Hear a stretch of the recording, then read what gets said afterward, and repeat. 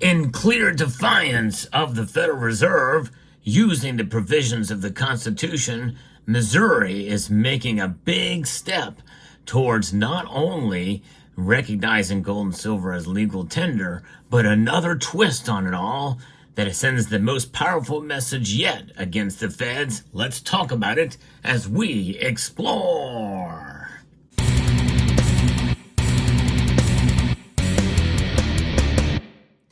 And what seems to be sort of a regular occurrence for the state of Missouri, I think I've covered them and what they've been wanting to do several times now, but this newest legislation, the Constitutional Money Act, is a game changer. Yes, indeed.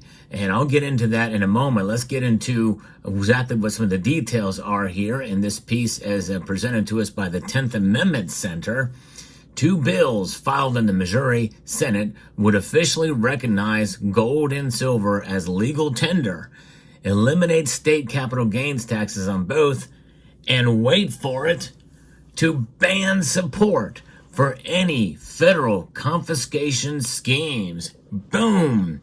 That is big deal. That's a pretty big deal for sure, because Texas is really, I think, kind of took the lead as far as, at least in the last few years, about actually utilizing gold and silver as legal tender, physical form. Well, this takes it even further and essentially bans for any support of the feds to confiscate. Now, I don't know exactly. That language is a little bit strange, because why doesn't it just say, that it prohibits any federal confiscation scheme? I guess then it gets into a big, pretty much an all-out war with the federal government, right? If they can do it. But there is that, as well as some of the things that have occurred with some of the recent marijuana laws as well, too. So, notwithstanding, this gold and silver are constitutional money. In fact, right here, as you see before you, you have a St. Gaudens gold eagle, double gold eagle, and you got a Walking Liberty $50 here. Beautiful coins that once circulated as money. And you can get coins like this, as well as bullion products as well from our sponsors, Summit Metals, summitmetals.com. So I hope you will check them out. But gold and silver, indeed, are all the rage, it seems like, with some of these state legislatures. Senator Mike Moon introduced Senate Bill SB 25 under the Constitutional Money Act. Gold and silver would be accepted as legal tender in physical or electronic form and would be receivable in payments of all debts contracted for the state of Missouri.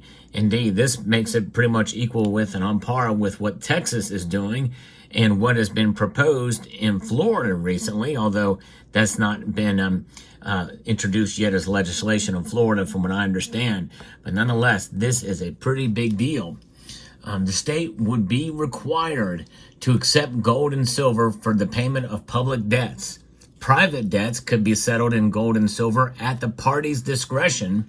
The proposed law would also permit any entity doing business in the state to compensate its employees in full or in part in the dollar equivalent specie legal tender, either in physical or electronic payment form.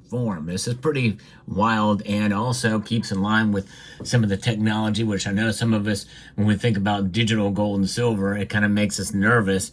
But nonetheless, something run by a good organization, it's a good thing. And anything, I think, in a sense, is better than fiat.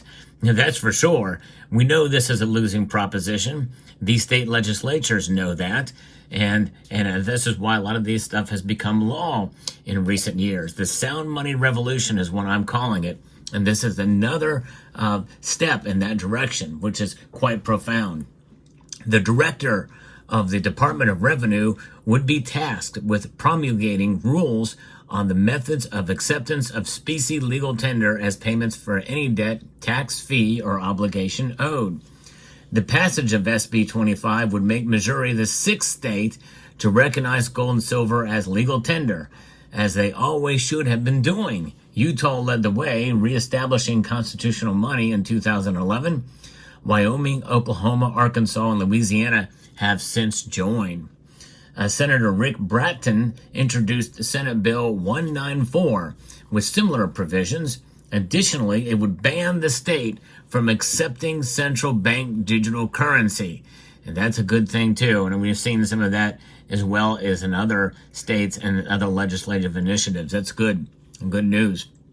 And that would ban the state from accepting any kind of CBDC payments, and would require the state to hold gold and silver equal to or greater than 1% of the state funds. Another really good provision in that. That is something. Can you imagine? I tell you what, that would be really good news if we could see this get passed into law in Missouri. And other bills have failed or cut short, but this one I think is a very strong one. Hopefully it'll get through. Apparently there's some hope that it will get passed, because in a sense, Missouri has kind of been the linchpin, the centerpiece of some of these initiatives, with some folks there with organizations that have really worked together to try to make this thing happen, not only in Missouri, but in other states around the union. Passage would allow Missouri residents to use gold and silver in physical or electronic form as money rather than as mere investment vehicles. And indeed, when I think about gold and silver, I don't think we should think about them as investments, but think about them in terms of being wealth preservation, being hedges against the economic insanity that we find ourselves a part these days, and inflation and really deflation as well. They do protect us in many ways, and we have history as a guide to prove their worth. And obviously, the state legislature understands this. This is something else. The Article 1, Section 10 of the Constitution, as we know, expressly prohibits states from making anything but gold and silver coin a tender in payment of debts. Virtually all debts in Missouri are either paid with Federal Reserve notes, in other words, dollars, which were authorized as legal tender by Congress, or with coins issued by the U.S. Treasury, very few of which have gold or silver in them. In fact, none of them nowadays do, but they used to. That's what these are for. That's why I like to always pull these out to show you that, yes, indeed, we used to actually use gold and silver as money. It wasn't that long ago when you think about it. The Federal Reserve destroys the constitutional monetary system by creating a monetary monopoly based off of its fiat paper currency. Without the backing of gold and silver, the central bank can easily create money out of thin air, and they do it. That's for sure. We're adding $1 trillion in debt every 100 days now. Passage of the Constitutional Money Act would represent a big first step against the fiat-based Federal Reserve System by creating a foundation to pull the rug out from under it on the state and local levels. In a sense, it would set the stage for the people themselves to undermine the Federal Reserve monopoly by introducing competition to the monetary system. The next step would be for people to start taking advantage of the status of gold and silver as money by using both as such instead of Federal Reserve notes. The effect has been most dramatic in Utah, where the Specie Legal Tender Act opened the door for the development of a robust gold and silver economy in the state. With some legal hurdles cleared away by the act, the United Precious Metals Association, in partnership with Alpine Gold Exchange, set up the state's first gold bank. The act also led to the creation of the Goldback, a local voluntary medium of exchange. Goldbacks are notes made from fractions of an ounce of physical gold. The company created a process that turns pure gold into spendable physical form for small transactions. And indeed, there are goldbacks, but there are also other RM notes out there as well, too. And this is an example of one of those, and that you can get. And that's 1/10 of a gram RM note that I got for right around spot price recently. But the goldback is no question the most popular and form of it, and it has been fairly successful so far. So SB 25 and SB 194 would also exempt the sale of gold and silver bullion from the state's capital gains tax. It's already one of 45 states that do not levy sales tax on gold and silver bullion. Exempting the sale of bullion from capital gains tax takes another big step towards treating gold and silver as money instead of just commodities. Taxes on precious metals bullion erect barriers to using gold and silver as money by raising transaction cost. Imagine if the IRS sent you a bill every time the dollar strengthened against the euro.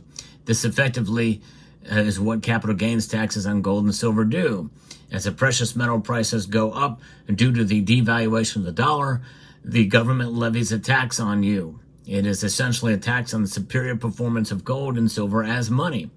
We ought not to tax money, and that's a good idea. It makes no sense to tax money, according to former Representative Ron Paul said during testimony in support of an Arizona bill that repealed capital gains taxes on gold and silver in that state. Paper is not money, it's fraud, he continued. So SB 25, this is the kicker. This is what stands out from any other legislation that's been proposed to date. It includes a provision, SB 25 does, prohibiting any state or local cooperation with federal actions to confiscate gold or silver, or that interferes with a person's right to use legal tender in Missouri. Under no circumstance shall the state of Missouri or any department, agency, court, political subdivision, or instrumentality thereof enforce or attempt to enforce any federal laws, acts, executive orders, administrative orders, rules, regulations, statutes, or ordinances infringing on the right of a person to keep and use specie, legal tender, and electronic currency as provided in this section. Boom. That's a very powerful thing, because in a sense, when you take away gold and silver, you are stealing from the individuals, whether through executive fiat or the order or ordinance. That is profound. Yes, indeed it is. The provisions prohibiting the state from enforcing or implementing certain federal acts rest on a well-established legal principle known as the anti-commandeering doctrine. The federal government cannot force states to help implement or enforce any federal act or program, whether constitutional or not. The anti-commandeering doctrine is based primarily on 5 Supreme Court cases dating back to 1842. So if you look at James Madison's 4-step blueprint for states and individuals to stop federal programs, using a refusal to cooperate with officers of the Union provides an extremely effective method to render federal laws unenforceable in practice, because most enforcement actions rely on material support from the states. Good provision there. Wow. This is big news, folks. I hope you will share this videos with others, because I think it's very important what we're talking about here. Now, the next course of action for these bills, they will be referred to a committee after the legislature convenes on the 8th of January.